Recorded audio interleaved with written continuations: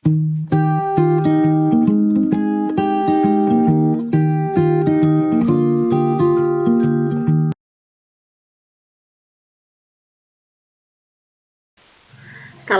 warahmatullahi wabarakatuh. Selamat pagi anak-anakku. Bagaimana kabarnya hari ini? Mudah-mudahan semuanya sehat ya. Tetap ceria, semangat untuk belajar. Berjumpa lagi dengan Bu Nina.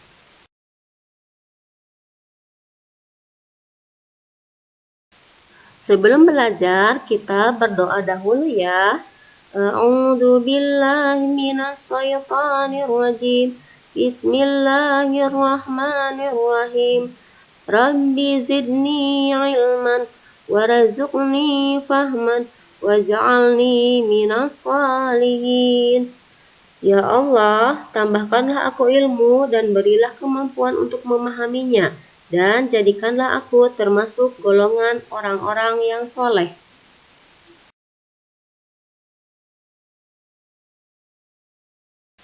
Pada hari ini kita akan belajar tema 6, merawat hewan dan tumbuhan, subtema 2, merawat hewan di sekitarku, pembelajaran 1.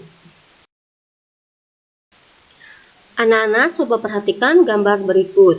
Di dalam gambar tersebut tergambar bahwa Lani adalah anak yang rajin. Lani rajin merawat ayam dan kelincinya. Ia membersihkan kandang ayam dan kelincinya dengan teratur. Coba anak-anak pikirkan, mengapa Lani harus rajin merawat ayam dan kelincinya? Ya, karena atau agar ayam Lani sehat dan bersih. Makanya jika anak-anak punya hewan peliharaan di rumah, harus rajin merawatnya ya. Memberinya makan, membersihkan kandangnya, agar sehat dan bersih, terhindar dari penyakit ya. Nah, sekarang coba anak-anak pikirkan, mengapa Lani harus rajin merawat ayam dan kelincinya? Ayo jawabannya. Iya, agar ayam Lani bersih dan sehat ya. Pernah tidak anak-anak melihat ayam pada saat makan? Bagaimana gerakan badannya? Nah, ada yang menggerak-gerakkan kakinya, ada yang menggerakkan atau mengepakkan sayapnya, ada yang patuk-patuk ke atas, kepalanya ke bawah lagi ya, seperti itu.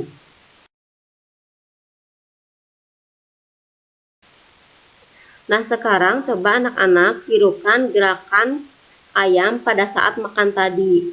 Gerakan yang pertama, tirukan gerakan kepala ayam ketika makan, yaitu ke bawah, ke atas lagi, ke bawah, ke atas lagi. Seperti itu. Lihat gambarnya. Kemudian gerakan yang kedua, tirukan gerakan kaki ayam yang dihentakkan, ya. Seperti kita olahraga, ya. Tangannya di pinggang ya. Kemudian yang ketiga, tirukan gerakan ayam menggerakkan sayapnya. Tangannya ditekuk ya, kemudian digerakkan ke atas, lurus bahu ya, kemudian ke bawah lagi. Nah, kemudian yang terakhir, gerakan keempat, tirukan gerakan ayam yang terluka sayapnya ya. Mungkin patah ya, jadi seperti diayun-ayun tangannya itu ya, seperti itu.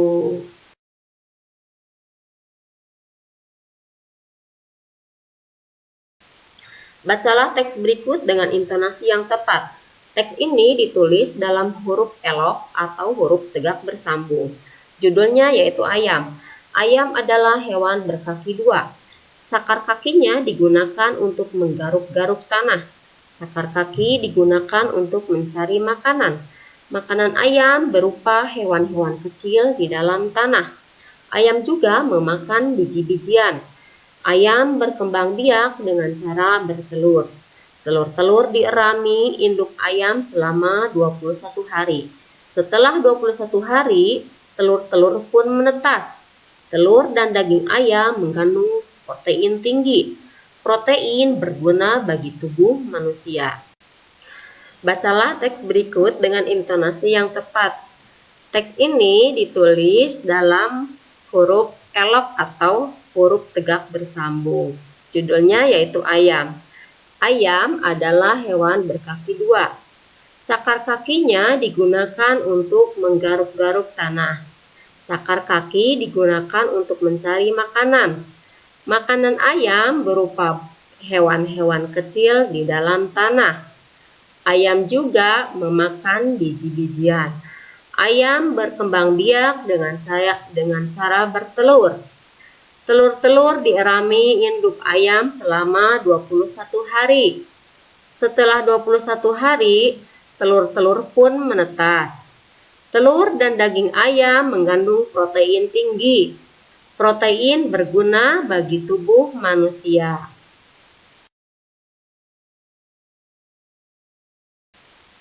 Sekarang ada 5 pertanyaan yang harus anak-anak jawab. Pertanyaan pertama, berapa jumlah kaki ayam? Yang kedua, apa makanan ayam? Yang ketiga, siapa yang mengerami telur ayam? Yang keempat, berapa lama telur ayam dapat menetas?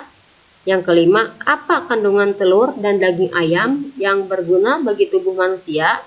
Nah, jawabannya berdasarkan teks tadi ya anak-anak. Anak-anak coba perhatikan teks yang kalian baca tadi. Apakah huruf awal kalimat menggunakan huruf kapital? Coba perhatikan per kalimat. Kalimat yang pertama, ayam adalah hewan berkaki dua. Perhatikan huruf A-nya, apakah menggunakan huruf kapital?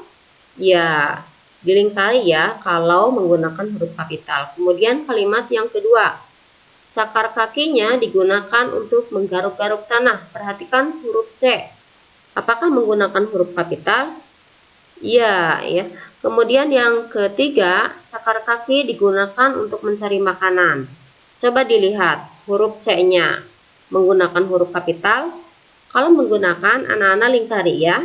Kemudian yang keempat, kelima, sampai akhir. Coba lihat setiap awal kalimat, apakah hurufnya ditulis menggunakan huruf kapital?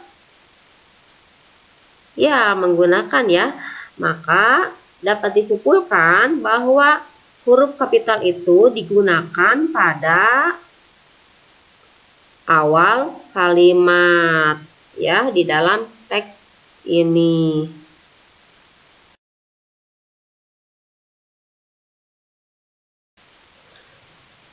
Anak-anak, huruf kapital itu tidak hanya digunakan atau ditulis di awal kalimat, tetapi bisa juga dipakai ditulis untuk nama orang. Misalnya Angga, huruf A-nya itu ditulis huruf kapital.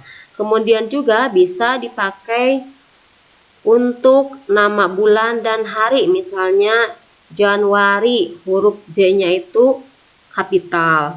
Kemudian hari Selasa, huruf S-nya itu huruf kapital.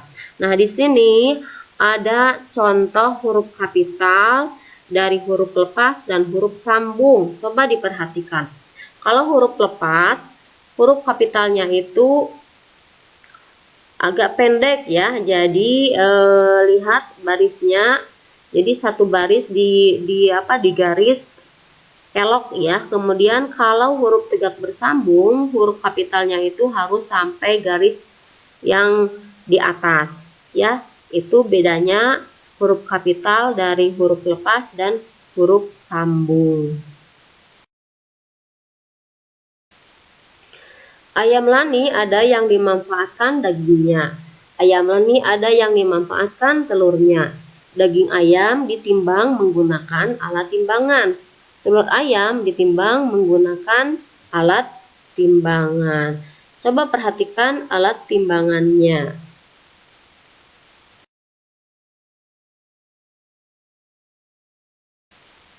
Anak-anak, timbangan itu bermacam-macam ya. Yang pertama, coba kita lihat ada timbangan kue. Perhatikan gambarnya. Timbangan ini digunakan untuk menimbang bahan-bahan kue seperti telur, terigu ya. gula pasir, mentega. Nah, hasil timbangannya itu ditentukan dari angka yang ditunjuk pada jarum timbangannya. Yang kedua, ada timbangan pasar atau disebut juga timbangan BP. Timbangan ini digunakan pada toko kelontongan atau di pasar-pasar ya. Selain digunakan untuk menimbang bahan-bahan kue, juga bisa digunakan untuk sayuran dan buah-buahan. Nah, nanti hasil timbangannya itu ditentukan dengan melihat anak timbangan ya.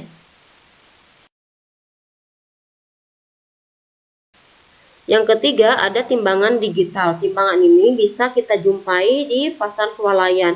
Namun di pasar-pasar tradisional juga sudah banyak yang menggunakan timbangan digital ini. Ini bisa dipergunakan untuk menimbang telur, sayuran, buah-buahan, daging ya. Nah, hasil timbangannya ditentukan dari angka yang ditunjuk pada layar timbangan. Yang keempat, timbangan duduk. Timbangan ini digunakan untuk menimbang benda-benda yang sangat berat atau dalam jumlah banyak ya, seperti sekarung jagung, sekarung beras ya, pupuk dan sebagainya.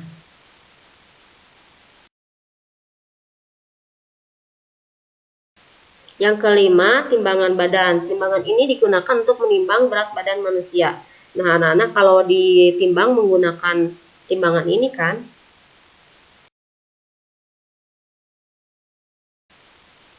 Yang keenam, ada timbangan emas. Timbangan ini digunakan untuk menimbang berat emas ya. Nanti hasil timbangannya bisa diketahui dari layarnya.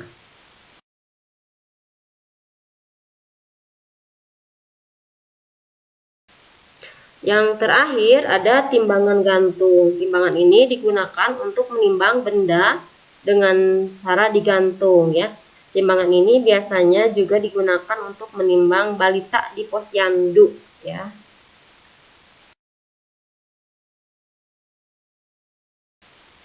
Nah, sekarang anak-anak coba cocokkan benda-benda berikut dengan alat timbangannya. Nomor 1, ayam. Apakah ayam ini bisa ditimbang dengan alat timbangan pasar, alat timbangan kue, atau alat timbangan duduk? Bisa dengan ketiga-tiganya atau hanya salah satu dari ketiga itu, atau hanya dua, tarik garis ya.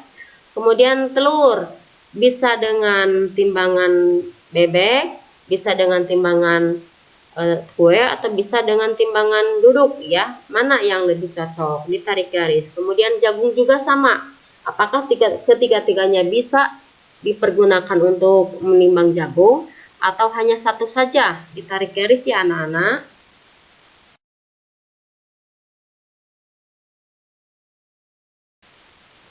Sekian pembelajaran kali ini, tema 6, subtema 2, pembelajaran 1. Tetap semangat, selalu patuhi protokol kesehatan. Billahi taufiq wal hidayah. Wassalamualaikum warahmatullahi wabarakatuh.